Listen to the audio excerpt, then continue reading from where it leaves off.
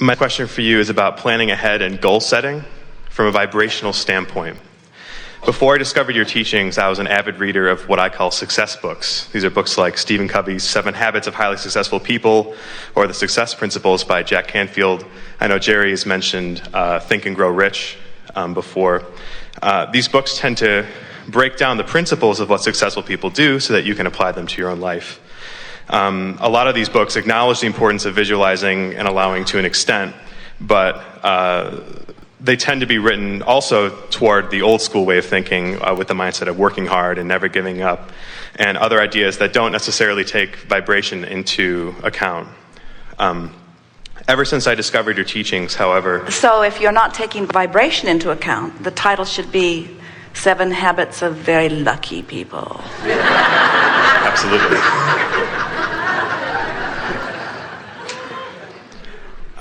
So basically, since I've discovered law of attraction in your teachings, which as soon as I, attracted you into my life, I viscerally knew that this was all true.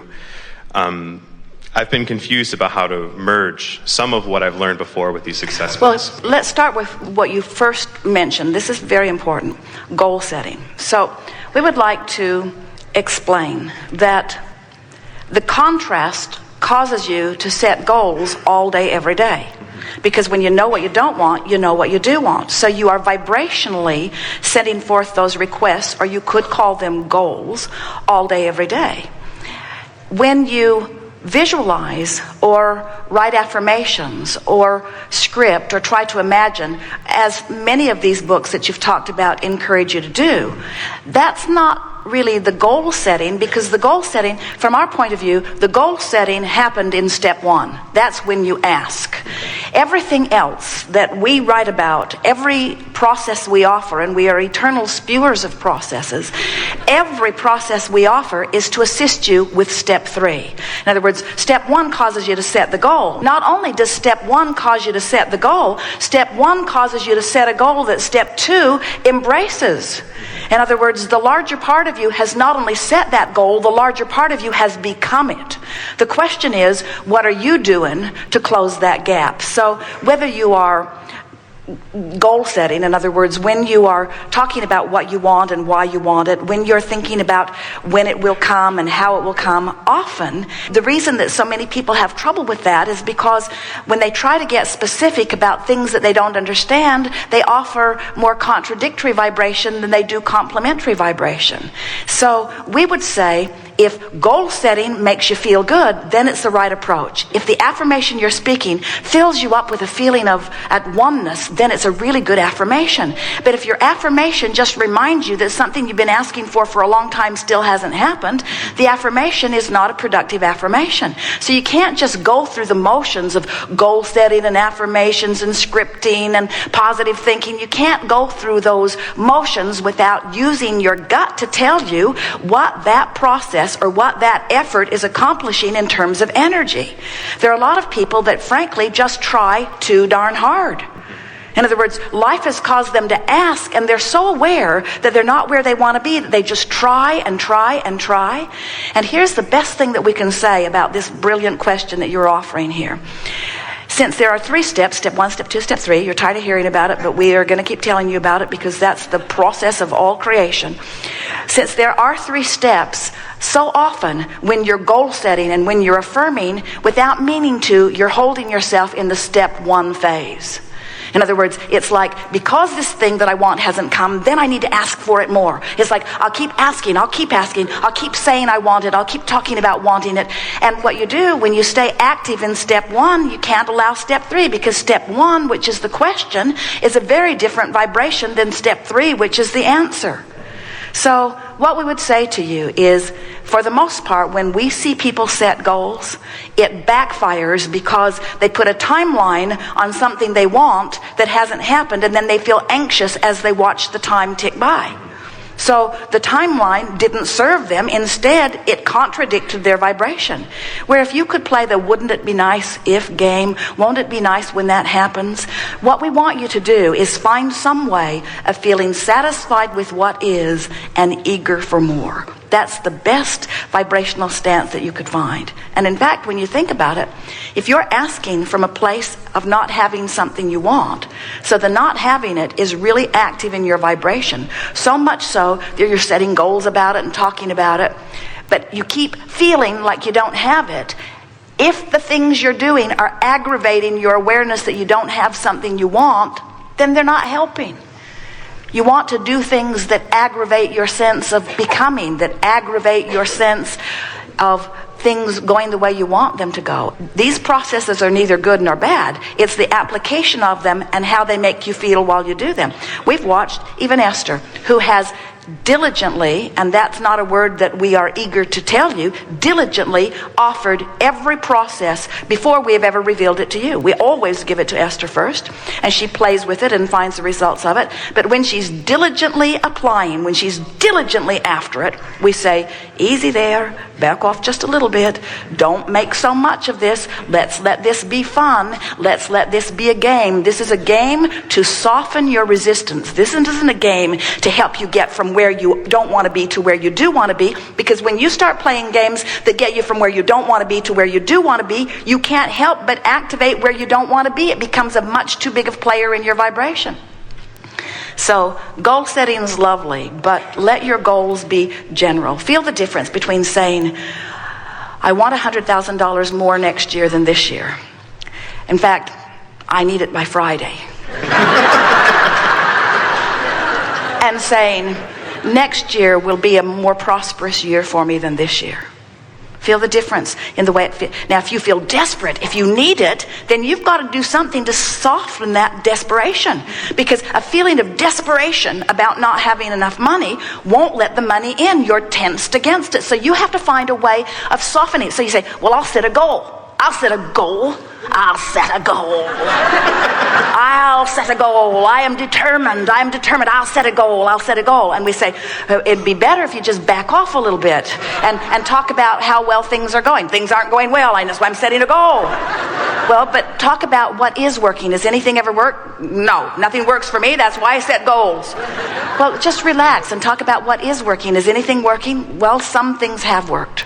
Some things have worked, and things do generally get better for me. And I'm looking forward to things getting better for me. And won't it be nice when things do get better? And the reason I want more money is because I'm looking forward to releasing this tension. And I'm looking for a little more to come in, and I'm doing a little better job of managing what's going out. And all in all, I'm managing my way, and lots of things are going well in my life. And it is getting gradually better, and I expect it to get better and better still. And I'm really looking forward to it really getting better. And there are a lot of things that I'm really looking forward to doing that I can't do right now, but it doesn't matter because I'm hopeful about it, and I know that it will get better, and I'm doing more things now than I was doing even a year ago, so I am beginning to see progress, and I do feel better just having this little conversation with myself. I can feel that I'm not trying so hard right now. I have released some tension, and if Abraham is right, and they say they are, then this releasing of tension has to be a good thing for me. And so I think that this moment in time I've done something good. I've released a little resistance. I don't feel as tense, but I'm going to set a goal. I'm going to set a goal by Wednesday, by Thursday, by Friday, at least by next week. I have to have that money. And all of a sudden, if setting the goal brought the tension back to you, you can feel it moved you in the wrong direction. The name of the game is the art of allowing. The art of allowing is allowing myself to enter the vortex, allowing myself to close the gap. Allowing what? Allowing complementary vibration between who I really am and what I really want and who I'm being in this moment. Read every book you can read and follow every process you can follow, but pay attention to how everything you do makes you feel. That's why no one book or no one process is the right thing for every person at every time. In the Ask and It Is Given book, we laid out all of the emotions that you might be feeling along your emotional scale. And if you're feeling revenge, there are a whole lot of processes in that book that will make you feel worse, not better. If you're feeling hopeful, every process in the book will be of advantage to you. In other words, there are some processes that will aggravate your resistance, and there are some processes that will soften your resistance. So the first thing you got to do is figure out where you are in relationship to where you want to be. Processes are good. overdoing them isn't good. Because when you overdo processes, what's the underlying thing? I'm not doing well. I need to work really hard. I'm far from where I want to be. Listen to yourselves when you say, oh yeah, I sort of want that, and I really, really, really, really want that. Well, the things you really, really, really want, usually you're really, really, really practicing really, really big thoughts that really, really, really hold you in really, really resistance to what you really, really want. Give it a break. Give it a break. Step 1 happened. Step 2 happened. Chill out. Be easy. So here's the difference between I'm going to relax and I'm going to set a goal. You've set the goals. You set the goals incrementally. Now allow the goals. This is a goal allowing process. How can I allow what I'm asking for to be? Get a little happy. Be a little optimistic. Can't be optimistic. I've wanted it forever and it hasn't come. Then let it go. Let it go. If you've been struggling with something for a long time and it hasn't come, something's not right in your vibration. Let it go. Focus upon what is working. You could have 10 things you want. 9 of them not happening. 1 of them sort of kind of happening. If you'd focus on the one that's sort of kind of happening and use it as your object of attention, so you're offering your vibration mostly about the one that's sort of kind of happening, you'd stop resisting the other, and now all 10 of them would sort of kind of happen. Now, some of them are really happening. Don't focus upon the ones that haven't started happening. Focus upon the things that are going well. Use that as your excuse to tune yourself into vibrational alignment with what's in your escrow. Then all 10 of them have to happen. But you are problem solvers. You can have a life going really well, and you find that one thing that's not going well, and you give it your undivided attention, and you use that thing as your excuse to slow everything down. Find things to use as your excuse to speed things up. So basically, we would have one goal if we were standing in your physical shoes, to feel better than I do right now. Our goal would be, I want to be on the brink of appreciation. That's my goal. I want to be on the brink of appreciation, which means I want to be constantly in the vicinity of hopefulness, which means I want to be a optimistic, leaning person. I'm making the best of things where they are person. What people are hearing from me is not what I'm worried about. They're hearing what I'm looking forward to experiencing. I love the world tuning into this. I love knowing that people are feeling better. I love knowing that diseases are becoming less. I love knowing that prosperity is beginning to come on strong. I love imagining what's in the vibrational escrow for mankind. I love knowing the prosperity that mankind has amassed. I love seeing individuals all over the planet getting the hang of this and allowing their abundance to flow. I love watching the prosperity level of all rising. I love feeling better most of the time. I love my friends. I love the people that I work with. I love the freeway system in this nation. I love the vehicles. I love the technology. I love my computer. I love the internet. I love the media. I love the media. I love the well-being of this planet. I love knowing that all is well. I love feeling the essence of who I am flowing. I love being in this body. I love living life. I love the contrast and what it provides. I love my guidance system that lets me know where I am in relationship to what I've asked for. I love recognizing that I've got negative emotion. I love finding thoughts that feel better. I love the feeling of relief. I love turning and going with the flow. I love living life. I love being a deliberate creator. I love being here in physical form. I love being an opportunity for others to observe well-being. I love being an uplifter. I love being tuned in, tapped in, turned on. I love the contrast. I love sometimes being hungry so that food tastes so good. And I love sometimes not allowing for the thrill of when I allow. I love the feeling of knowing what to do, even when I'm not doing it. I love knowing that I know what to do even when I'm not doing it. I love knowing that well-being is the order of this universe. I love knowing that well-being flows and is predominant. I love knowing that I'm a non-physical energy and that part of me is here, and I love knowing that Source is always aware of me, not just aware of me, full of me, within me, calling me. I love my guidance system that lets me feel the call of Source. I love feeling that negative emotion that is my tugging that lets me know I'm not going. I love being in control of my experience. I love giving up control of others. I love letting go of all things that have nothing to do with me, which includes everything except my thought and my word and my action. I love guiding myself more expressly. I love these processes that people offer. I love these wonderful books and the effort that so many people are offering. I love these teachers of well-being that are wanting to provide an example of upliftment. I appreciate so much that there are so many things for us to dip our toe into to experience.